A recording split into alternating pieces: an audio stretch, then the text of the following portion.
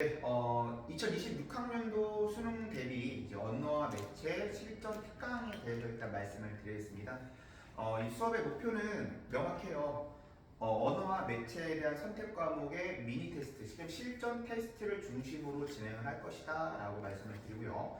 오늘부터 1월 9일 오늘부터 한 번 수업 진행할 때마다 2회 테스트를 진행을 하고 우리 총 6회, 그러니까 12회까지 해서 12회 분량의 테스트를 진행을 하게 될 것이고요. 그리고 문법 특강이 언매 실전 특강의 포인트는 문법을 아무것도 모르는 분들이 아니라 5문제의 문법 선택 문제 중에 뭐 맥스 2문제까지 틀리시는 분들, 보통 한 문제나 다 맞는 분들을 중심으로 해서 실전 특강이다 라고 보시면 될 겁니다.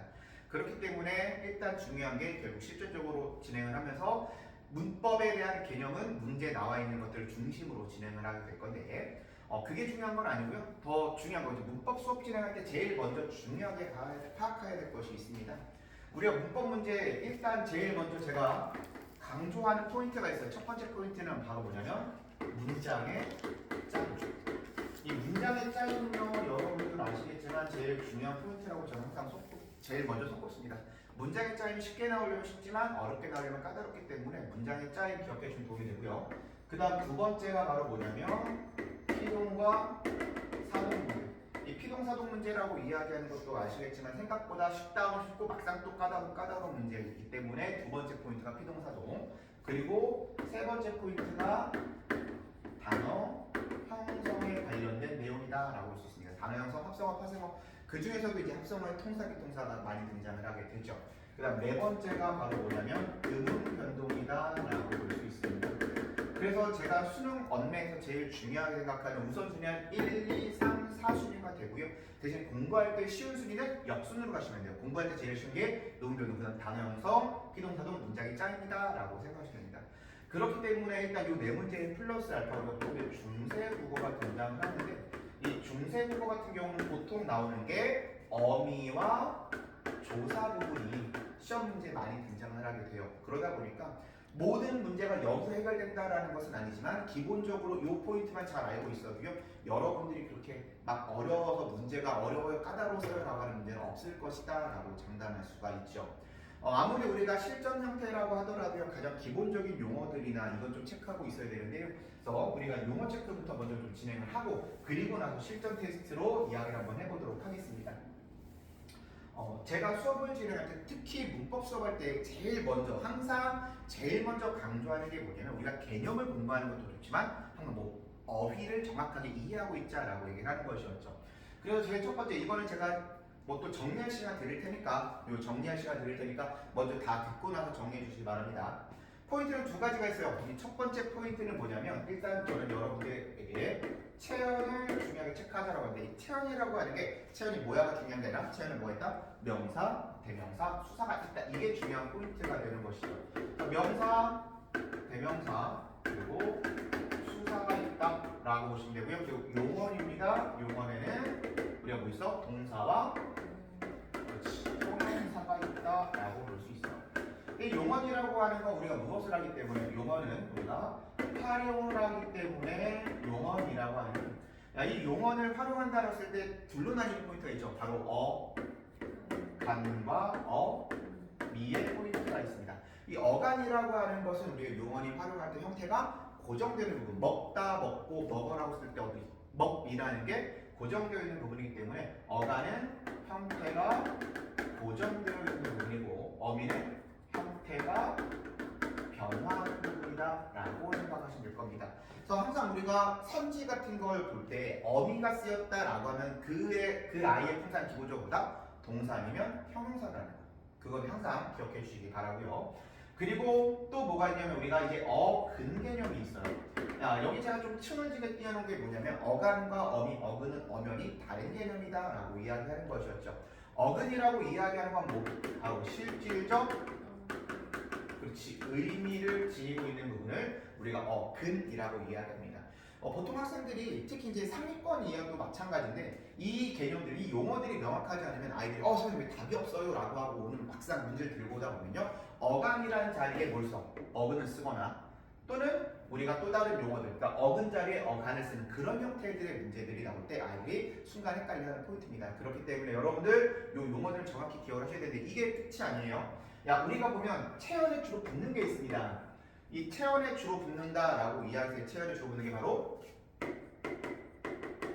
조사가 있어요. 그러니까 조사는 원래 앞말에 붙여 쓰는 것을 원칙으로 한다라고 이야기를 하는데 이 조사가 주로 붙는 게 뭐다? 체연이다라고 생각하시면 됩니다. 그래서 우리가 용어 자체가 보기나 아니면 비문학 독서 스타일에서 그냥 체연이 어떻다라고 했을 때 이 체연이 명사, 대명사, 수사야. 이것만 기억하시면 되고요. 이 활용이라고 이야기할 때 활용하는 게 용어만 활용하는 게 아니라 활용하는 게 하나가 더 있죠. 바로 서술격 조사 2단입니다. 그런데 서술격 조사 2단은 다시 말해 조사예요. 그러다 보니까 2단도 주로 어디 붙는다? 체연에 붙는다라는 거. 요거 헷갈리시면 또 안 된다라고 말씀을 드리고요. 그리고 어근에 붙는 게 있습니다. 어근에 어근이 합쳐지면 아까 제가 말씀드렸던 세 번째 포인트 단어 형성의 합성어가 되는 건데요. 어근에 뭐가 붙어?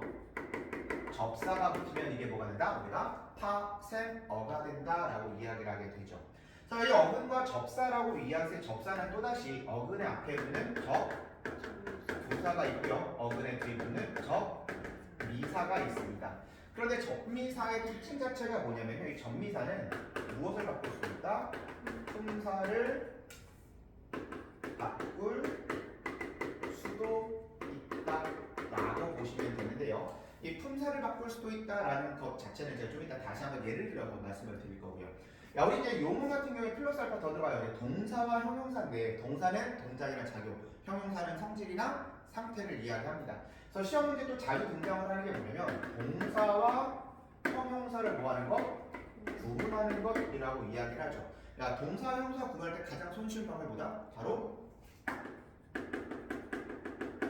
현재 시제 니은다나 는다가 붙을 수 있는 동사 안 되면 형용사다라고 이야기를 했습니다. 가장 손쉬운 예, 제가 항상 예를 들은 거죠. 뭐 사랑하다라는 단어가 있습니다. 야, 사랑하다라는 단어는 그러면 우리가 동작이나 작용이나 성질의 상태다? 뭐라고요? 동작이나 작용이에요, 성질이나 상태예요, 사랑하다.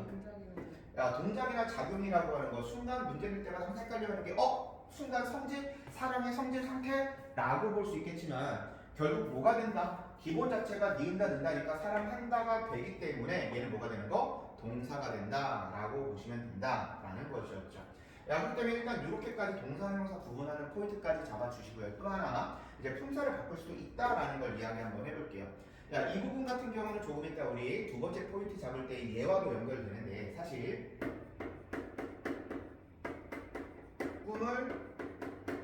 꿈이라는 문장이 있습니다. 야, 꿈을 꿈이라 때 꿈 1과 꿈 2의 형태가 어떻다? 동일한 형태가 됩니다. 야, 그랬을 때 꿈을 꿈이라고 해서 동일한 형태가 된다라고 했을 때요. 꿈 1, 품사가 뭘까?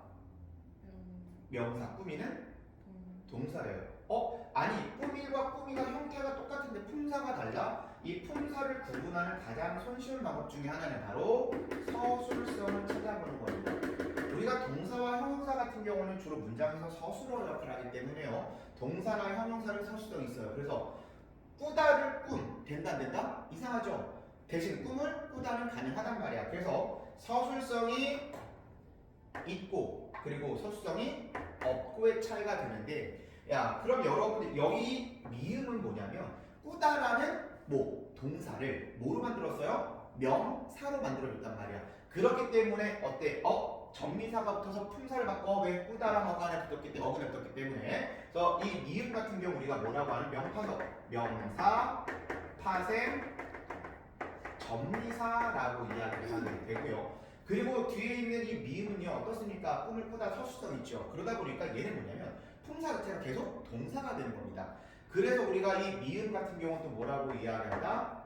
명사, 형, 전성, 어미라고 이야기하죠. 그래서 조금 전에 제가 뭐라고 이야기했냐면 어미라는 말이 붙으면 품사는 무조건 뭐다? 동사 아니면 형용사다라고 이야기했었죠.